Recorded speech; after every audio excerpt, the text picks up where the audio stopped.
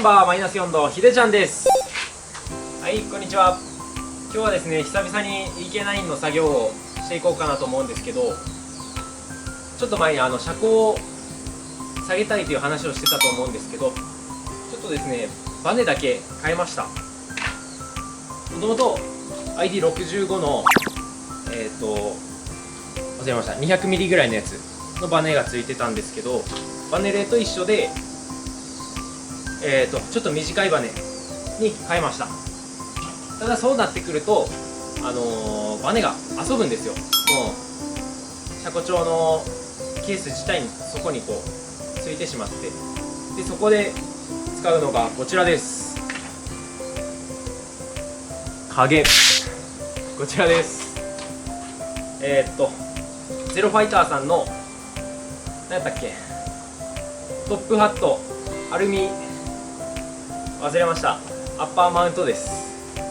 これがですね、ストロークを確保しつつっていうか、こう本来だったらアッパーマウント上に取り付けされると思うんですけど、それを約40ミリぐらい下に下げて、でダンパーの付けが取り付ける位置が上に来ます。で40ミリぐらい床上げして、でダンパーのストロークを確保しつつ、車庫帳自体のこう長さ短くしてショートストロークができるアッパーマウントになります。ちょうどバネの遊びがですね3センチぐらいあるんで、これ使えば振りをかけて車高を下げれるので買ってみました。ちょっと今から作業をしていきたいと思います。はい、今タイヤ外してフリーの状態なんですけど、バネの遊びこんぐらいあります。これ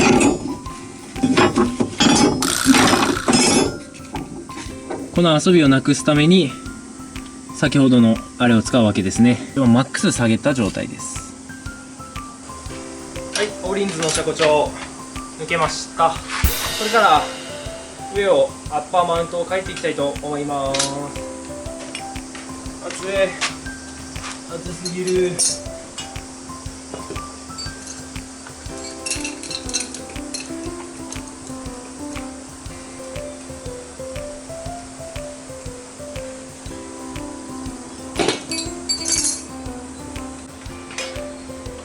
今片方ですね、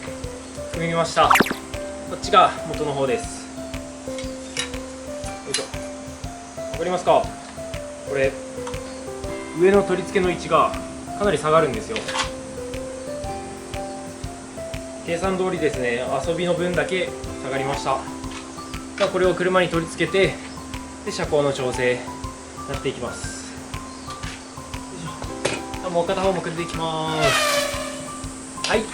作業組み付け終わりました。車高はですね、あんまり変更はなく、遊びの分だけちょうどですね、4センチ分遊びの分だけ、なんていうんだ、床上げしたような感じですね。でちょっとプリがかけれたので、ロールするときに初期ロールのフラっていう感じがなくなるんじゃないかなとは思います。これからちょっと前と後ろのバランスなんか考えながらセッティングをやっていくんですけど、まずどんなフィーリングになったかですね、ちょっと試運転しながら見てみたいと思います。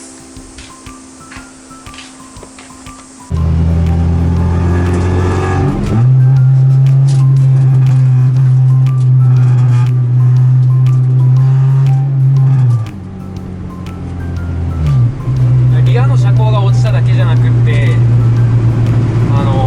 フリーロードがかかってるので、初期のロールがかなり抑えられてます。車高自体はそんなに変わってはないんですけど、乗りやすくなりましたね。ただちょっと減衰を上げすぎると後ろからこう跳ね出すので、ピッチングを吹き出すので、ここはちょっとセッティングを考